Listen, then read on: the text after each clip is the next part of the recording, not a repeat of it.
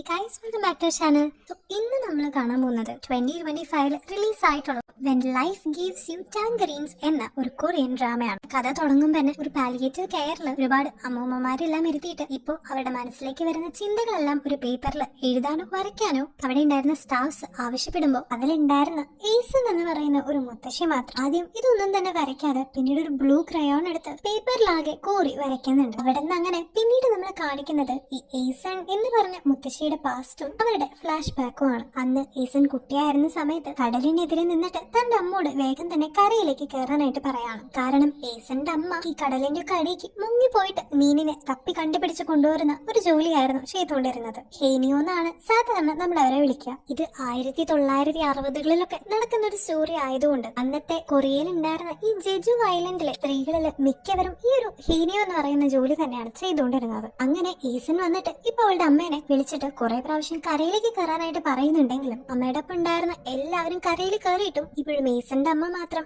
അവിടെ എബലോൺ എന്ന് പറയുന്ന ഒരു പെർട്ടിക്കുലർ ടൈപ്പ് ഓഫ് ഫിഷിനെ കണ്ടുപിടിക്കാനായിട്ട് വീണ്ടും വീണ്ടും കടലിന്റെ അടിയിലേക്ക് ഡൈവ് ചെയ്തുകൊണ്ടിരിക്കുകയാണ്. കാരണം എന്താന്ന് വെച്ചാൽ ഈ എബലോൺ എന്ന് പറയുന്ന ആ ഒരു ജീവിയുടെ മീറ്റ് ഇത്തിരി എക്സ്പെൻസീവ് ആയതുകൊണ്ട് അത് ഇവര് കണ്ടുപിടിച്ചിട്ട് മാർക്കറ്റിൽ കൊടുക്കുകയാണെങ്കിൽ ഇവർക്ക് നല്ല രീതിയിൽ പൈസ ഉണ്ടാക്കാനായിട്ട് പറ്റും. അങ്ങനെ ആ ഒരു പൈസ കിട്ടാൻ വേണ്ടിയിട്ടാണ് ഇപ്പൊ അവളുടെ അമ്മ ഇങ്ങനെ കഷ്ടപ്പെട്ടുകൊണ്ടിരിക്കുന്നത്. അവളുടെ അമ്മയാകട്ടെ ഏസനെ പോലും നേരെ വേണമെന്ന് നോക്കാതെ വീണ്ടും ഈ എബലോണിന്റെ പുറകിൽ നടക്കുമ്പോൾ ഏസന് അത് ചെറുതായിട്ട് ഹേർട്ട് ആകുന്നുണ്ട്. പക്ഷെ എന്തൊക്കെ പറഞ്ഞാലും ഏസൻ ഒറ്റയ്ക്കായിരുന്നില്ല. കാരണം അവളുടെ ഒപ്പം എപ്പോഴും അവളുടെ ഒരു ഫ്രണ്ടും അവളോട് ചെറുതായിട്ട് ഇഷ്ടമുള്ള ഗ്വൻസിക്ക് കൂടെ ഉണ്ടായിരുന്നു. പക്ഷെ ഈ ഗ്വൻസിക്ക് എന്ന് പറയുന്നത് അവിടെ ഉണ്ടായിരുന്ന ഒരു മത്സ്യ വ്യാപാരിയുടെ മകനായിരുന്നു. അതുകൊണ്ട് തന്നെ ഏസൻ അവനെ കല്യാണം കഴിക്കുകയാണെങ്കിൽ നിനക്ക് ഇത്ര കഷ്ടപ്പെട്ട് ജീവിക്കേണ്ടി വരില്ല എന്നൊക്കെ അവളുടെ അമ്മയുടെ ഒപ്പം ഉണ്ടായിരുന്ന ബാക്കി ഹേനിയോസ് ഒക്കെ കൂടി പറയുമ്പോൾ അത് കേട്ട് ദേഷ്യം വന്ന് ഗ്വൻസിക്കിനോട് വഴക്കിട്ട് ഏസൻ മാറിപ്പോയിട്ടിരിക്കുന്നുണ്ട്. അതേസമയത്ത് തന്നെ ഏസന്റെ അമ്മ അവിടേക്ക് വന്നിട്ട് അവൾ കടലിൽ നിന്ന് എടുത്തതൊക്കെ ഇപ്പൊ തരം തിരിച്ചു വെക്കുന്നതിന്റെ ഇടയിൽ അവരുടെ ഒപ്പം മുമ്പുണ്ടായിരുന്ന ഒരു ഹേനിയോക്ക് വയ്യെന്നും അവൾക്ക് വേണ്ടിയിട്ട് കുറച്ച് ബലൂൺസ് മാറ്റി വെക്കാനായിട്ട് ബാക്കി ഹേനിയോസ് ആവശ്യപ്പെടുമ്പോൾ തനിക്ക് ബാക്കിയുള്ളവരെ ഇങ്ങനെ ഫീഡ് ചെയ്യേണ്ട കാര്യമില്ലെന്നും എനിക്കിപ്പോ ഫീഡ് ചെയ്യാനായിട്ട് 3 പിള്ളേര് എന്റെ വീട്ടിലുണ്ടെന്നും ഏസന്റെ അമ്മ പറയുന്നുണ്ട്. ഇത് കേൾക്കുന്ന അവളുടെ അമ്മയുടെ ഫ്രണ്ടിൽ ഒരാള് നീ 2 കല്യാണം കഴിച്ചിട്ടും ഒരു കാര്യം ഉണ്ടായില്ലല്ലോ എന്നും നിന്റെ രണ്ടാമത്തെ ഭർത്താവ് ഇപ്പൊ സ്വയം പണിയൊന്നും എടുക്കാതെ നിന്നെ ഡിപ്പെൻഡ് ചെയ്തല്ലേ ജീവിക്കുന്നതെന്നൊക്കെ പറയുമ്പോൾ അത് കേട്ട് ദേഷ്യം വന്ന് വേഗം തന്നെ ഏസന്റെ കൂട്ടിയിട്ട് അവള് നേരെ വീട്ടിലേക്ക് പോകുന്നുണ്ട്. അങ്ങനെ വീട്ടിലെത്തിയതിനു ശേഷം ഏസൻ ആകട്ടെ അമ്മയ്ക്ക് എപ്പോഴും എബലോൺസിനെ പറ്റിയിട്ടുള്ള ഒരു ചിന്ത മാത്രമേ ഉള്ളൂ എന്നും തന്റെ മകളെ എഴുതിയ ഒരു പോയം പോലും അമ്മ വായിച്ചു നോക്കിയില്ലല്ലോ എന്നും അതിന് എനിക്ക് സെക്കൻഡ് പ്രൈസ് കിട്ടിയെന്നൊക്കെ അവള് പറയുമ്പോൾ അവളുടെ അമ്മയാകട്ടെ ഇതൊന്നും മൈൻഡ് ചെയ്യാണ്ട് അവളോട് വേഗം തന്നെ അവളുടെ ഗ്രാൻഡ് മദറിന്റെ വീട്ടിലേക്ക് പോവാൻ പറയാണ്. കാരണം എന്താന്ന് വെച്ചാൽ നമ്മുടെ ഏസൻ ഇപ്പൊ കറന്റ്ലി ജീവിക്കുന്നത് അവളുടെ അമ്മയുടെ ഒപ്പം അല്ല. തന്റെ ആദ്യത്തെ ഭർത്താവ് മരിച്ചതിന് ശേഷം അമ്മ വീണ്ടും വേറൊരു കല്യാണം കഴിച്ചിട്ട് ആ കല്യാണത്തിൽ അമ്മയ്ക്ക് 2 മക്കളും ഉണ്ടായിരുന്നു. അങ്ങനെ ആ ഒരു സ്റ്റെപ്പ് ഫാദറും 2 മക്കളും അമ്മയാണ് ഇപ്പൊ ഈ ഒരു വീട്ടിൽ താമസിച്ചുകൊണ്ടിരിക്കുന്നത്. ഇതേ സമയത്ത് ഏസന്റെ ആകട്ടെ അവളുടെ മരിച്ചു പോയിട്ടുള്ള അച്ഛന്റെ വീട്ടിലായിരുന്നു നിർത്തിയിട്ടുണ്ടായിരുന്നത്. അങ്ങനെ ഏസന്റെ അമ്മ ഇപ്പൊ അവളോട് ആ ഒരു വീട്ടിലേക്ക് പോകാൻ ആവശ്യപ്പെടുമ്പോൾ അവിടെ ഉള്ളവരൊന്നും തന്നോട് നല്ല രീതിയിലല്ല പെരുമാറുന്നതെന്നും അവരെല്ലാരും മീൻ കഴിക്കുമ്പോൾ അവൾക്ക് മാത്രം മീനൊന്നും കൊടുക്കാറില്ലെന്നൊക്കെ പറഞ്ഞ് മര്യാദയ്ക്ക് ഫുഡ് പോലും തരില്ലെന്ന് പറഞ്ഞ് അവൾ അവിടെ കരഞ്ഞുകൊണ്ടിരിക്കുന്നുണ്ടെങ്കിലും അവളുടെ അമ്മ ഇപ്പൊ അവളെ തള്ളി മാറ്റി ഒരു വീട്ടിലേക്ക് പറഞ്ഞയക്കാനായിട്ട് നോക്കുന്നുണ്ട്. ഒരു അമ്മയെ സംബന്ധിച്ച് ദിവസത്തിന്റെ അത്തെത്തിക്കാനായിട്ട് ഒരുപാട് കഷ്ടപ്പെടുന്ന ഒരു സ്ത്രീയായിരുന്നു. അങ്ങനെ അവരിയ്ക്കുമ്പോഴാണ് അവിടേക്ക് ഏസന്റെ സ്റ്റെപ്പ് ഫാദർ വന്നതും അയാളെ കണ്ടപ്പോ അവൾ അവിടെ നിന്ന് പോകുന്നുണ്ട്. അങ്ങനെ ഇപ്പൊ അവളുടെ മുത്തശ്ശിയുടെ വീട്ടില് അവള് നേരത്തെ പറഞ്ഞതുപോലെ തന്നെ ഒരു വീട്ടിലെ എല്ലാ പണിയും അവരിപ്പോ ഏസനെ കൊണ്ടാണ് എടുപ്പിക്കുന്നത്. മാത്രമല്ല അവർ മീൻ വാങ്ങിക്കുന്ന സമയത്ത് പോലും അവളെ ഒഴിവാക്കിക്കൊണ്ടാണ് വാങ്ങിച്ചുകൊണ്ടിരുന്നത്. ഇവിടുത്തെ ഈ മത്സ്യവ്യാപാരിയുടെ മകനായിട്ടുള്ള ഗ്വൻസിക്കാണ് ഇവിടെ വീട്ടിലേക്ക് സ്ഥിരമായിട്ട് മീനൊക്കെ കൊണ്ടുവന്ന് കൊടുക്കാറുള്ളത്. അതിനാകട്ടെ ഈ കാര്യങ്ങളൊക്കെ നന്നായിട്ട് അറിയുന്നോണ്ട് തന്നെ ഇന്ന് വന്നപ്പോ ഒരെണ്ണം ഫ്രീ ആണെന്ന് പറഞ്ഞു അതെങ്കിലും അവർ ഏസന് കൊടുക്കട്ടെ എന്ന് വേണ്ട ഒരു ഉദ്ദേശത്തില് അവനങ്ങനെ ടോട്ടൽ 6 മീന് അവർക്ക് കൊടുക്കുന്നുണ്ട്. അങ്ങനെ അവർ നിൽക്കുന്ന അതേ സമയത്താണ് ഏസന്റെ അമ്മ ഇപ്പൊ അങ്ങോട്ടേക്ക് വന്നിട്ട് അവിടുത്തെ മുത്തശ്ശിയോടും ഏസന്റെ അങ്കിളുടെ അടുത്തും വന്നിട്ട് ആ ഒരു അങ്കിളുടെ അടുത്ത് ഇത് നിന്റെ സ്വന്തം ചേട്ടന്റെ മകളാണെന്നും അല്ലാതെ നിങ്ങൾക്ക് ഇവിടെ പണി എടുപ്പിക്കാനായിട്ട് ഞാൻ കൊണ്ടു നിർത്തിയ സർവന്റ് അല്ലെന്നോ പറഞ്ഞ് അവിടെ ഒരു സീൻ ഉണ്ടാക്കിയിട്ട് നേരെ അവളുടെ മകളെയും വിളിച്ചിട്ട് അവിടെ നിന്ന് അവരുടെ വീട്ടിലേക്ക് വരുന്നുണ്ട്. പോകുന്ന വഴിയിലാണ് ഏസൻ ഈ കാര്യങ്ങളൊക്കെ പറഞ്ഞ് അവരുടെ വീട്ടിൽ നിന്ന് ഇറങ്ങിയ സമയത്ത് അവൾക്ക് സെക്കൻഡ് പ്രൈസ് കിട്ടിയെന്ന് പറഞ്ഞ് എഴുതിയിട്ടുണ്ടായിരുന്ന ആ ഒരു കവിത ഏസന്റെ അമ്മ എടുത്ത് വായിച്ചു നോക്കിയത് നമ്മളെ കാണിക്കുന്നത്. അതില് അവളുടെ അമ്മയെ പറ്റിയിട്ട് തന്നെയായിരുന്നു എഴുതിയിട്ടുണ്ടായിരുന്നത്. തന്റെ അമ്മയ്ക്ക് തന്നെക്കാളും കൂടുതൽ ഇഷ്ടം എബലോൺസിനോടാണെന്നും കാരണം അവരൊരു ദിവസമെങ്കിലും അമ്മയ്ക്ക് 100 രൂപയെങ്കിലും കൊടുക്കുമെന്നും ഞാൻ വലുതായി കഴിഞ്ഞാൽ അമ്മയ്ക്ക് എല്ലാ ദിവസവും 100 രൂപ വെച്ച് കൊടുക്കുന്നു. അങ്ങനെ ആവുമ്പോ അമ്മയ്ക്ക് കടലിൽ പോയിട്ട് നീന്തി കഷ്ടപ്പെടേണ്ട കാര്യമില്ലെന്നും കുറച്ചേരെങ്കിലും അമ്മയോടൊപ്പം ഇരുന്ന് സംസാരിക്കാനായിട്ട് എനിക്ക് പറ്റുമെന്നൊക്കെ വളരെ ഇമോഷണൽ ആയിട്ട് ഒരു മകളുടെ വിഷമം വളരെ പെർഫെക്റ്റ് ആയിട്ട് തന്നെ അവൾ ആ ഒരു കവിതയിൽ എഴുതിയിട്ടുണ്ടായിരുന്നു. അങ്ങനെ അതെല്ലാം വായിച്ച് തന്റെ മകളോട് അവൾ ചെയ്യുന്നത് ശരിയല്ലെന്ന് ഏസന്റെ അമ്മയ്ക്ക് തന്നെ തോന്നുമ്പോഴാണ് ഒരു രാത്രി തന്നെ അവൾ വന്ന് ഏസനെ വിളിച്ചുകൊണ്ട് പോകുന്നത്. അന്ന് രാത്രി ഏസന്റെ അമ്മ അവളുടെ രണ്ടാമത്തെ ഭർത്താവിന്റെ അടുത്ത് ഏസനോട് നന്നായിട്ട് പെരുമാറണമെന്നും തന്റെ മക്കളിൽ വെച്ച് തന്നോട് ഏറ്റവും കൂടുതൽ സ്നേഹവും കെയറിംഗും ഒക്കെ ഉള്ളത് ഏസനാണെന്നും പറയുന്നുണ്ട്. അങ്ങനെ കുറച്ച് ദിവസങ്ങൾക്കൊക്കെ ശേഷം ബൻസിക്കും ഏസന്റെ വീട്ടിലുള്ള സമയത്ത് ഏസൻ പഠിക്കാൻ പോകുന്ന ആ ഒരു സ്കൂളില് വോട്ടെടുത്ത സമയത്ത് തനിക്ക് 37 വോട്ടുണ്ടായിട്ട് താനായിരുന്നു പ്രസിഡന്റ് ആവേണ്ടിയിരുന്നതെന്നും പക്ഷെ അവരുടെ ക്ലാസ് ടീച്ചർ ആകട്ടെ തന്റെ രണ്ടാമത്തെ സ്ഥാനത്ത് വന്നിരിക്കുന്ന 28 വോട്ട് മാത്രമുള്ള ഒരു കുട്ടീനെ പ്രസിഡന്റ് ആക്കിയിട്ട്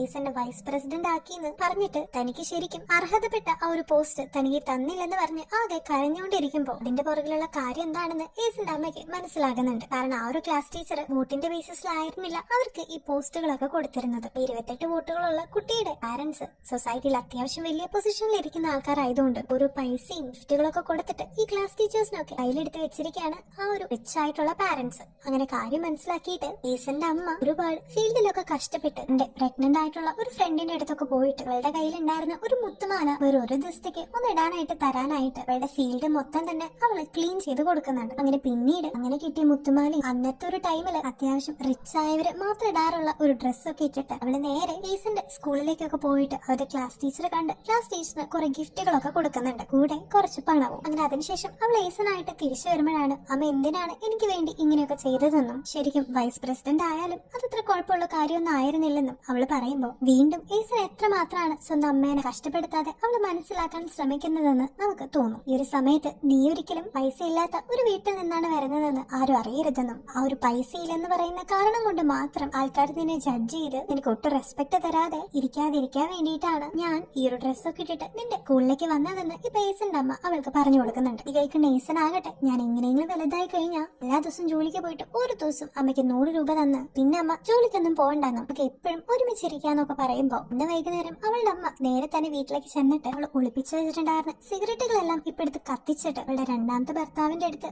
ഏസൻ ഇങ്ങനെയൊക്കെ പറഞ്ഞു എന്നും അവള് വലുതായി നല്ല ജോലി കിട്ടുമ്പോ ഇതൊക്കെ കാണാനായിട്ട് ഞാൻ ജീവനോടെ ഇരിക്കണമെന്നും അതുകൊണ്ട് തന്നെ ഞാൻ സ്മോക്കിംഗ് ഒക്കെ നിർത്തിയെന്നും ഇപ്പൊ പറയുന്നുണ്ട്. മാത്രമല്ല തങ്ങൾക്ക് നല്ലൊരു ആയുസ് തരണേന്നും ഇപ്പൊ അവള് ദൈവത്തോട് പ്രാർത്ഥിക്കുന്നുണ്ട്. പക്ഷെ വിധി എന്ന് പറയട്ടെ കുറച്ച് നാളുകൾക്ക് ശേഷം ഏസന്റെ അമ്മയ്ക്ക് ആകെ വയ്യാതെ ആകുന്നുണ്ട്. പക്ഷെ എന്നിട്ടും അവള് കടലിലേക്ക് പോകുന്നത് നിർത്തില്ലെന്ന് പറഞ്ഞ് വീണ്ടും പോവാനായിട്ട് ഒരുങ്ങുമ്പോ അവളുടെ ഫ്രണ്ട്സ് എല്ലാരും വന്നിട്ട് ഇപ്പൊ നിനക്ക് വയ്യെന്നും എന്റെ 3 മക്കളുടെ കാര്യാലോചിച്ച് നീ പേടിക്കണ്ടെന്നും അവരുടെ ചെലവൊക്കെ ഞങ്ങള് നോക്കാന്ന് പറയുന്നുണ്ടെങ്കിലും അഭിമാനിയായിട്ടുള്ള ഏസന്റെ അമ്മ അതൊന്നും കൂട്ടാക്കാതെ എങ്ങനെയെങ്കിലും താൻ കടലിലേക്ക് പോകുമെന്ന് പറയുമ്പോ എല്ലാം കേട്ട് വിഷമവും ദേഷ്യമൊക്കെ വന്നിട്ട് ഏസൻ അവളുടെ അമ്മ കടലിലേക്ക് പോകുമ്പോ ഇടാറുള്ള ആ ഒരു ഡ്രസ്സ് തന്നെ കത്തിച്ച് കളയുന്നുണ്ട്. എന്നിട്ട് അമ്മയുടെ ആ ഒരു അസുഖം കാരണം അമ്മയ്ക്ക് ഇനി ഡൈവ് ചെയ്യുന്നത് അത്രയും ഡേഞ്ചറസ് ആണെന്നും ഈ ഒരു ഡ്രസ്സ് ഇല്ലാതെ അമ്മയ്ക്ക് ഒരിക്കലും അങ്ങനെ പോകാനും പറ്റില്ലെന്ന് പറഞ്ഞ് അവൾ അവിടെ നിന്ന് പോകുന്നുണ്ട്. ഇതേ സമയത്ത് ഗ്വൻസിക്ക് അവളെ വന്ന് ആശ്വസിപ്പിച്ച് അവൾക്ക് ഫുഡെല്ലാം കൊടുക്കുമ്പോ നീ എന്നെ ഒരു ഭിക്ഷക്കാരിയായിട്ട് കണ്ടിട്ടാണോ ഇങ്ങനെ ഫുഡൊക്കെ കൊണ്ടുവരുന്നതെന്ന് പറഞ്ഞ് ആദ്യം അവർ തല്ലുകൂടുന്നുണ്ടെങ്കിലും പിന്നീട് ഒന്ന് റിലാക്സ്ഡ് ആയിട്ട് ഇന്ന് സംസാരിച്ചിട്ട് ഏറ്റവും അവസാനം അവൾ ഗ്വൻസിക്കിന്റെ അടുത്ത് ഞാൻ ഒരിക്കലും നിന്നെ കല്യാണം കഴിക്കില്ല എന്ന് പറയുന്നുണ്ട്. കാരണം അവൾക്ക് ഓൾറെഡി ഗ്വൻസിക്കിന് തന്നോട് ചെറിയൊരു താല്പര്യമുള്ളതായിട്ട് അറിയാമെങ്കിലും ഇവിടെ കിടന്ന് തന്റെ ജീവിതം നശിപ്പിക്കാതെ എങ്ങനെയെങ്കിലും സിയോൾ എന്ന് പറയുന്ന ആ ഒരു സിറ്റി ഏരിയയിലേക്ക് പോയി ഏതെങ്കിലും ജോലിയൊക്കെ കണ്ടുപിടിച്ച് അവിടെ ജീവിക്കാനാണ് അവൾക്ക് ഇഷ്ടം. കാരണം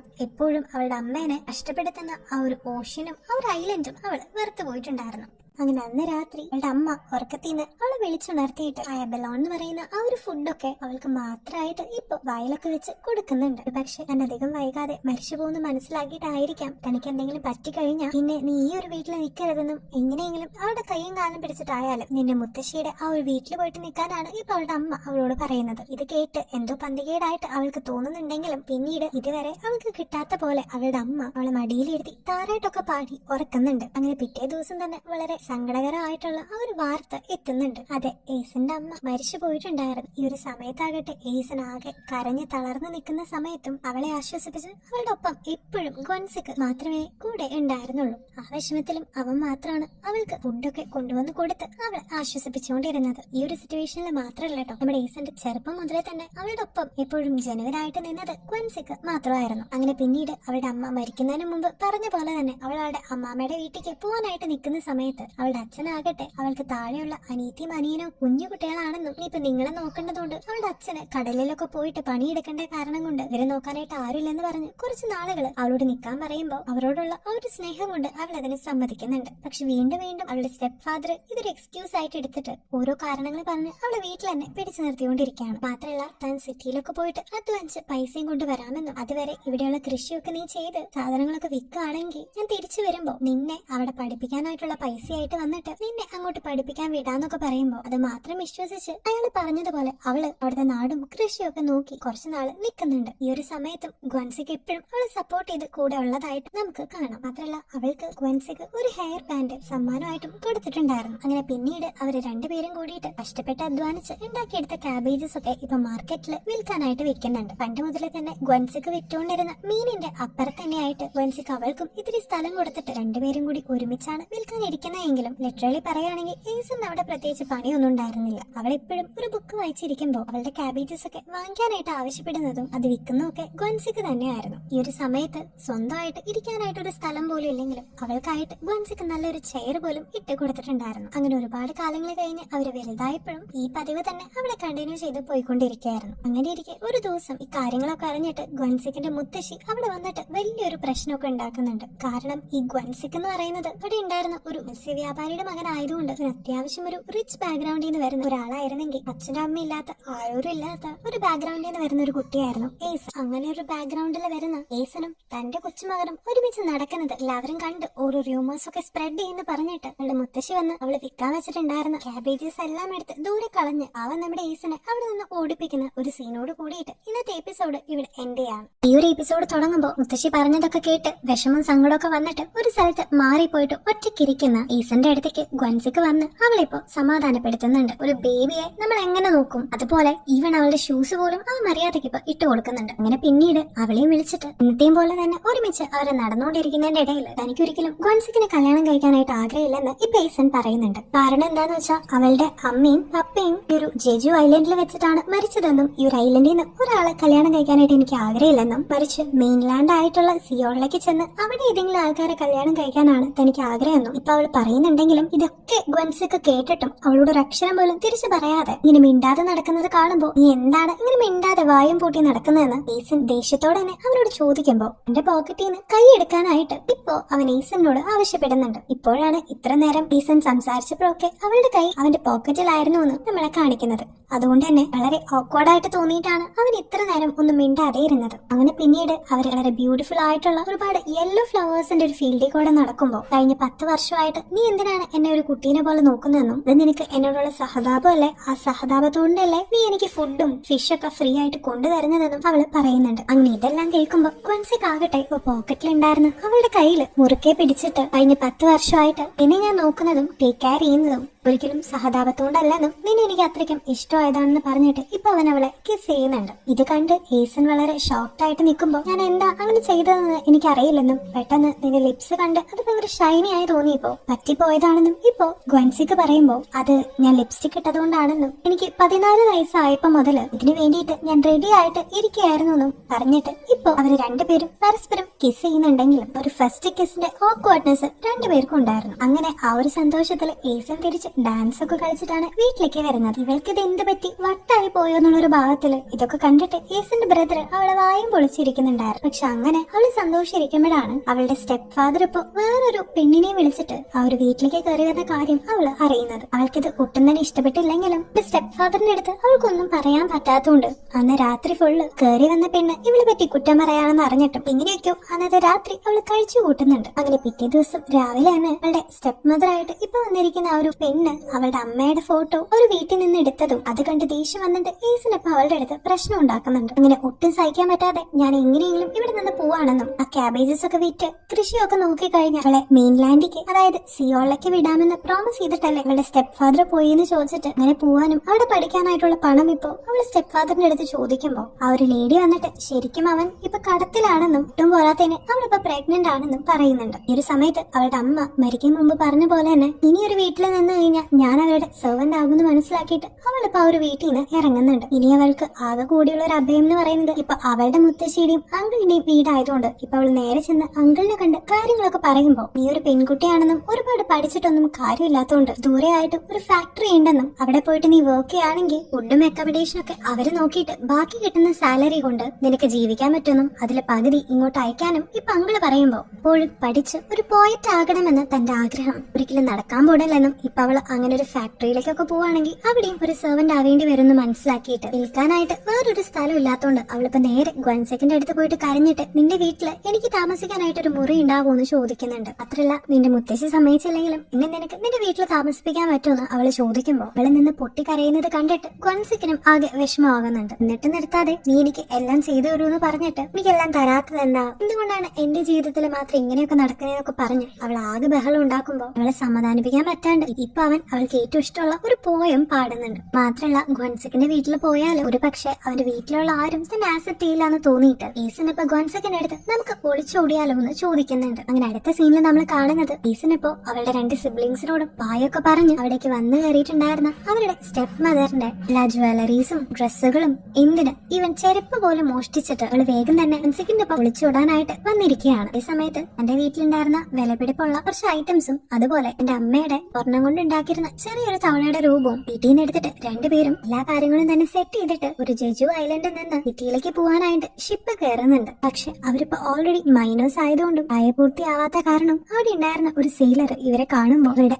ID കാണിക്കാനായിട്ട് ആവശ്യപ്പെടുമ്പോൾ ഞങ്ങളുടെ ID ഇല്ലെന്ന് അവർ പറയുമ്പോൾ നിങ്ങൾ ശരിക്കും മൈനേഴ്സ് അല്ലേന്നും വീട്ടിൽ നിന്ന് ഒളിച്ചോടി വന്നതല്ലേന്നും ഒരു സെയിലർ ചോദിക്കുന്നുണ്ട്. ഇത് കേട്ടിട്ട് ഗ്വൻസെക്ക് ഇത്തിരി പേടിക്കുന്നുണ്ടെങ്കിലും നിങ്ങൾ പ്രായപൂർത്തിയായവരാണെന്നും ഇപ്പൊ ഒരു ഹസ്ബൻഡും വൈഫും ആണെന്നും ഈസൻ വളരെ ധൈര്യത്തോടെ പറയുന്നുണ്ട്. അതേ സമയത്ത് ഈസൻ അങ്ങനെ പറയുന്നത് കേട്ടിട്ട് സത്യസന്ധനായിട്ടുള്ള ഗ്വൻസെക്ക് ആകെ ഞെട്ടിധരിച്ച് നിൽക്കുന്നതും നമ്മളെ കാണിക്കുന്നുണ്ട്. അങ്ങനെ പിന്നീട് അവര് ബുസാനിൽ ഇറങ്ങിയിട്ട് അവരുടെ കയ്യിലുണ്ടായിരുന്ന ജ്വല്ലറീസ് എല്ലാം ഒരു കടയിൽ ചെന്ന് പണയം വെക്കാൻ നോക്കുമ്പോൾ അവിടെ ഉണ്ടായിരുന്ന ആ ഒരു കടയിലത്തെ ചേച്ചിക്ക് ഒരു മൈനേഴ്സ് ആണെന്നും വീട്ടിൽ നിന്ന് ഒളിച്ചോടിയപ്പോ മോഷ്ടിച്ചു കൊണ്ടുവന്ന ജ്വല്ലറീസ് ആണ് ഇതൊന്നും മനസ്സിലാക്കിയിട്ട് ഇതൊന്നും ഇവിടെ പണയം വെക്കാൻ പറ്റില്ലെന്ന് അവരോട് പറയുന്നുണ്ട്. പക്ഷെ എന്തൊക്കെ ഭാഗ്യം എന്ന് പറയട്ടെ, ഒരു ഹോട്ടലിൽ കയറിയിട്ട് തങ്ങളുടെ ക്യാഷും ID കാർഡൊക്കെ അവര് മോഷ്ടിച്ചോട്ട് പോയി നമ്മളൊരു ഹസ്ബൻഡും വൈഫും ആണെന്നും പോകാനായിട്ട് വേറെ ഇടമൊന്നുമില്ലെന്ന് പറയുമ്പോഴും എന്തോ മനസാക്ഷിയോടെ ആ ഒരു ഹോട്ടലത്തെ ഓണേഴ്സ് അന്നത്തെ രാത്രി അവരോട് അവിടെ കഴിഞ്ഞോളാൻ പറഞ്ഞിട്ട് ഫ്രീ ആയിട്ടുള്ള ഫുഡ് കൊടുക്കാമെന്നും പിന്നീട് എപ്പോഴെങ്കിലും പേ ചെയ്താൽ മതി എന്നും പറയുന്നുണ്ട്. ഇതെല്ലാം കേട്ടിട്ട് ബുസാനിലുള്ള ആൾക്കാർ എത്രമാത്രം മനസാക്ഷിയുള്ള ആൾക്കാരാന്നൊക്കെ പറഞ്ഞിട്ട് ഒരു രണ്ടുപേരും റൂമിലേക്ക് കിടക്കുന്നുണ്ട്. പിന്നീട്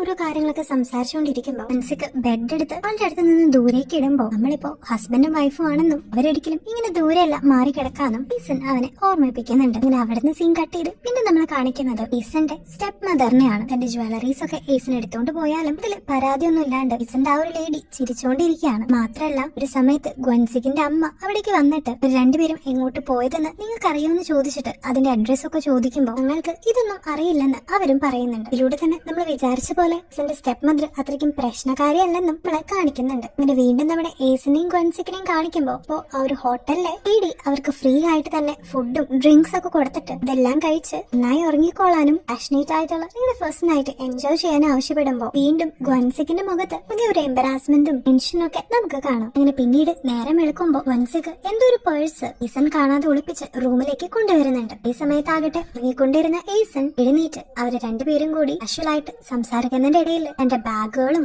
വീട്ടിൽ നിന്ന് കൊണ്ടുവന്ന ഒരു സാധനങ്ങളും കാണാനില്ലെന്ന് മനസ്സിലാക്കിയിട്ട് ഒരു റൂം ഫുൾ സെർച്ച് ചെയ്യുന്നതിന്റെ ഇടയിൽ ഇവിടെ റൂമിലേക്ക് ഒരു ബില്ലും കൂടി എത്തുന്നുണ്ട്. തലേ ദിവസം ഇവിടെ ഫ്രീ ആയിട്ട് താമസിച്ചോളാനും ഫ്രീ ആയിട്ട് ഫുഡ് തരാമെന്നൊക്കെ പറഞ്ഞിട്ടായിരുന്നല്ലോ ഇവർ ഓൾറെഡി ഇവിടെ സ്റ്റേ ചെയ്തിട്ടുണ്ടായിരുന്നത്. അങ്ങനെ മിസ്സിംഗ് ആയി പോയിട്ടുള്ള തന്റെ ബാഗുകളുടെയും ഒരു ബില്ലിന്റെ കാര്യമൊക്കെ അവരിപ്പോ ഈ ഒരു ഹോട്ടലിന്റെ ഓണറിന്റെ അടുത്ത് ചെന്ന് പറയുമ്പോൾ അയാളാകട്ടെ തങ്ങൾക്കൊന്നും അറിയാത്ത പോലെ കൈ നടത്തുന്നുണ്ട്. അതേ സമയത്ത് അയാളുടെ ഭാര്യയായിട്ടുള്ള ഇവർക്ക് ഫുഡ് കൊടുത്തിട്ടുള്ള ആ ഒരു ലേഡിയും ഇപ്പൊ വന്നിട്ട് നിങ്ങൾ ഇന്നലെ വന്നപ്പോ നിങ്ങളുടെ കയ്യിൽ ബാഗുകളൊന്നും ഉണ്ടായിരുന്നു എന്ന് പറഞ്ഞിട്ട് നിങ്ങൾക്ക് പേ ചെയ്യാതിരിക്കാനായിട്ട് മനഃപൂർവ്വം നിങ്ങൾ ഉണ്ടാക്കുന്ന ഓരോ കാരണങ്ങളല്ലേ ഇതെന്നൊക്കെ പറഞ്ഞ് ഇങ്ങനെയെങ്കിലും ഞങ്ങളുടെ പേയ്മെന്റ് തന്നിട്ട് ഇവിടെ നിന്ന് ഇറങ്ങി പോകാനായിട്ട് പറയുന്നുണ്ട്. ഇത് കേട്ടിട്ട് ഈസന്റെ ദേഷ്യം വന്നിട്ട് ഞങ്ങൾ അങ്ങനെ പോവില്ലെന്നും നമ്മുടെ കയ്യിൽ ഉണ്ടായിരുന്നതൊക്കെ നിങ്ങൾ കണ്ടതാണെന്നും ഒരു ഹോട്ടൽ റൂമിൽ വെച്ച് അങ്ങനെ ഒരു മോഷണം നടന്നു കഴിഞ്ഞാൽ നിങ്ങളും അതിന് റെസ്പോൺസിബിൾ ആയിട്ട് വരില്ലേ എന്നൊക്കെ പറഞ്ഞ് തിരിച്ചു ചോദിക്കുന്ന സമയത്ത് ഞങ്ങൾ പോലീസിനെ വിളിച്ച് നിങ്ങൾ ജെജു ഐലൻഡിൽ നിന്ന് ഓടി വന്നവരാണെന്ന് പോലീസിന്റെ അടുത്ത് പറയണോ എന്ന് ചോദിച്ച് അവരെ ഭീഷണിപ്പെടുത്തുമ്പോൾ ഇത് കേട്ട് ഗ്വൻസെക്ക് ആകട്ടെ ഞങ്ങൾ എങ്ങനെ ജെജു ഐലൻഡിൽ നിന്ന് വന്നു എന്ന് നിങ്ങൾക്ക് മനസ്സിലായതെന്ന് ചോദിക്കുന്നുണ്ട്. മാത്രമല്ല